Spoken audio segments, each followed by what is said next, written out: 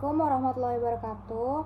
Perkenalkan, kami dari kelompok 2. Kami akan menjelaskan tentang confidentiality and privacy control. Sebelumnya, perkenalkan saya Poppy Desyana Zahida dengan NPM akhir 007. Terus teman saya ada Erina Sintiami Tampu Bolon dengan NPM akhir 035. Selanjutnya ada Faiz Akilillah Aziz Faktian dengan NPM akhir 009. Selanjutnya ada Fajar Narendra Praditya dengan NPM akhir 0110. Oke, langsung saja. Yang pertama ada protecting confidentiality and privacy. Nah, jadi organisasi itu memiliki informasi yang sensitif yang perlu dilindungi, seperti contohnya kayak rencana strategis, terus rahasia dagang, informasi pribadi, seperti itu. Nah, ada nih 4 cara untuk melindungi kerahasiaan itu, privacy itu, dengan 4 langkah. Yang pertama ada identifikasi dan klasifikasi informasi. Nah, identifikasi informasi sensitif dan klasifikasikan berdasarkan nilai dan kepentingan. Selanjutnya ada enskripsi informasi sensitif untuk melindungi dari akses yang tidak sah. Terus ada kontrol akses, yaitu kontrol akses ke informasi sensitif dengan menggunakan autentifikasi dan otorisasi. Terus yang keempat ada pelatihan. Itu ada pelatihan karyawan, itu tentang cara melindungi informasi yang sensitif. Nah, klasifikasi informasi dilakukan oleh pemilik informasi, bukan profesional keamanan informasi, karena mereka memahami bagaimana informasi itu digunakan. Nah, jadi kan tadi ada 4 cara itu kan. Nah, yang pertama itu caranya dengan mengidentifikasi dan mengklasifikasikan. Jadi diidentifikasi dulu nih, ini tuh rahasia yang seperti apa, berita yang seperti apa. Habis itu diklasifikasikan, itu dimasukkan ke oh ini informasi yang penting, oh ini informasi yang sekiranya orang tuh boleh lihat gitu, seenggaknya orang boleh lihat atau enggak kita tahu. Nah, selanjutnya yang kedua itu melindungi informasi sensitif dengan cara enskripsi atau protecting sensitive information with enskripsi. Nah, jadi melindungi informasi sensitif dengan enskripsi ini, sebelumnya enskripsi itu adalah alat penting untuk melindungi kerahasiaan dan privasi. Jadi enskripsi ini melindungi data saat transit melalui internet, terus melindungi data yang disimpan di situs web atau cloud publik. Terus yang ketiga dapat menghemat biaya organisasi dengan menghindari notifikasi pelanggaran data jika ada di enskripsi gitu ya. Nah, namun enskripsi ini memiliki keterbatasan. Pertama, dia itu tidak melindungi data saat diproses. Yang kedua, tidak melindungi data pada perangkat setelah autentifikasi. Yang ketiga, ada tidak melindungi data yang ditampilkan di layar atau laporan cetak. Oleh karena itu, enskripsi harus digunakan dengan langkah-langkah lain, misalnya kontrol akses, terus juga pelatihan gitu. Enskripsi ini bagian penting dari pertahanan berlapis, tapi bukan solusi tunggal. Selanjutnya yang ketiga ada controlling access to sensitive information. Nah, organisasi itu menggunakan kontrol autentikasi dan otorisasi untuk membatasi akses ke informasi yang sensitif. Namun, kontrol ini tidak cukup. Langkah-langkah tambahan diperlukan untuk melindungi informasi sensitif sepanjang siklus hidupnya, termasuk pertama ada perangkat lunak. Itu manajemen hak informasi, membatasi akses dan tindakan kayak seperti baca, salin, cetak, dan lain-lain ke file atau dokumen tertentu. Yang kedua ada perangkat lunak, mencegah kehilangan data atau DLP. Itu memblokir pesan keluar dengan data sensitif. Yang ketiga ada tanda air digital itu mendeteksi informasi rahasia yang diungkapkan. Yang ketiga ada penyamaran data atau tokenisasi, itu menggantikan data sensitif dengan nilai yang palsu. Ya, selanjutnya ada kontrol akses fisik juga sangat penting. Yang pertama adalah batasi akses ke ruangan dengan printer, mesin fotokopi, dan mesin fax. Terus gunakan layar yang dengan kata sandi. Gunakan perangkat perlindungan layar seperti itu. Nah, penghapusan informasi sensitif yang tepat itu juga sangat penting, seperti hancurkan laporan cetak dan mikrofilm. Terus gunakan perangkat lunak khusus untuk membersihkan media komputer. Yang ketiga ada hancurkan perangkat penyimpanan data sensitif secara fisik. Nah, kontrol akses ini harus terus ditinjau dan diperbarui untuk mengatasi ancaman-ancaman yang baru, karena pastinya semakin berkembangnya zaman, semakin berkembang juga cara orang untuk berbuat jahat. Selanjutnya ada training for confidentiality and privacy. Itu pelatihan untuk kerahasiaan dan privacy. Pelatihan sangat penting untuk melindungi informasi sensitif. Pastinya karyawan tuh perlu tahu informasi apa yang harus dibagikan dan informasi apa yang harus di-keep rapat-rapat. Nah, karyawan juga harus tahu cara menggunakan perangkat lunak, enkripsi, dan layar dengan sandi. Terus yang ketiga, karyawan juga harus tahu cara menangani dan mengkode laporan sensitif. Terus juga harus tahu praktik terbaik untuk email, pesan instan, dan blog. Nah, pelatihan yang tepat memungkinkan karyawan untuk melindungi kerahasiaan dan privacy, mengenali dan memperbaiki kerentanan keamanan, memainkan peran kunci dalam menjaga informasi sensitif.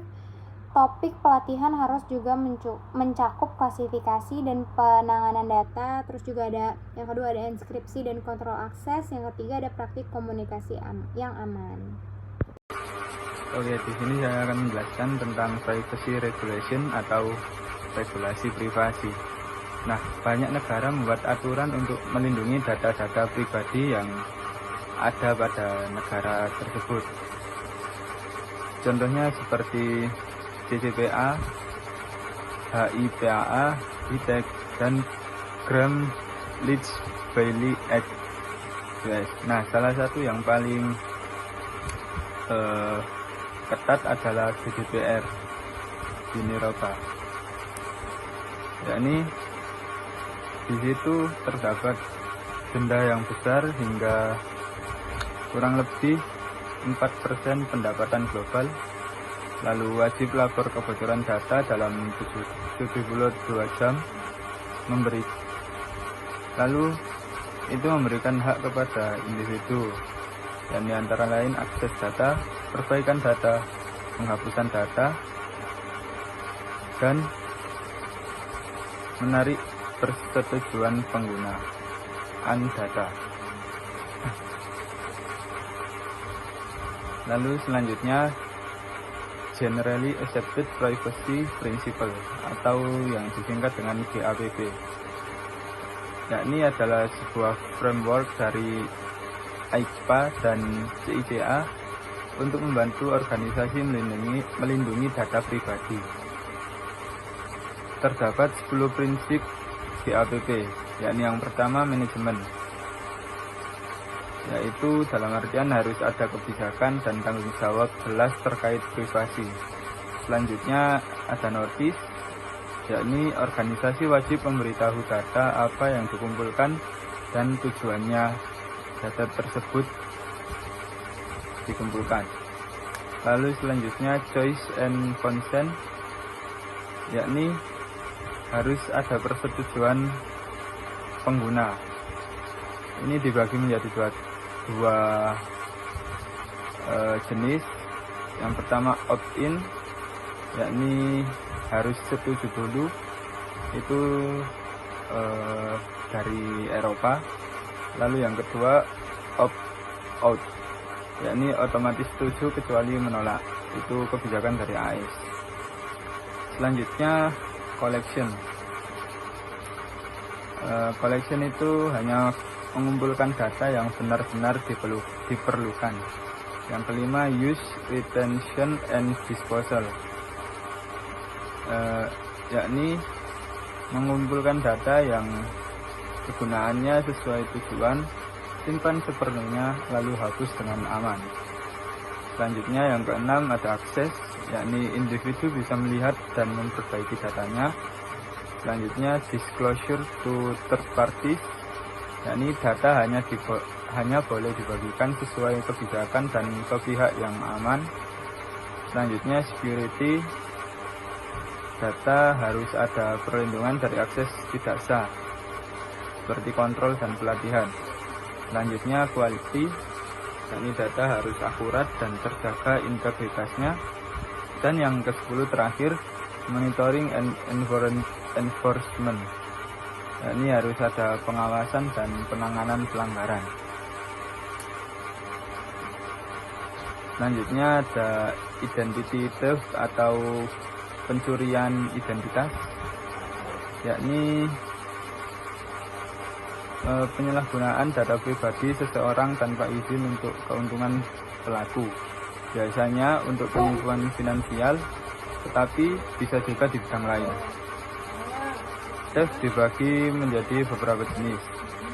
Dan yang pertama, financial identity theft, seperti membuka kartu kredit atau pinjaman atas nama korban. Yang kedua, medical identity theft, yakni menggunakan identitas untuk layanan kesehatan. Ini berbahaya karena bisa merusak data medis seseorang yang tercuri identitasnya tersebut. Dan yang terakhir, tax identity theft, yakni memakai identitas untuk klaim pajak palsu. Encryption atau enskripsi adalah kontrol pencegahan yang dapat digunakan untuk melindungi kerahasiaan dan privasi. Enkripsi melindungi data saat dalam perjalanan melalui internet dan menyediakan penghalang terakhir yang harus diatasi oleh penyusup yang telah memperoleh akses tidak sah ke informasi yang tersimpan. Plain text atau teks biasa adalah teks normal yang belum dienkripsi. Lalu ciphertext atau teks sandi adalah teks asli yang diubah menjadi susunan huruf yang tidak dapat dibaca menggunakan enkripsi.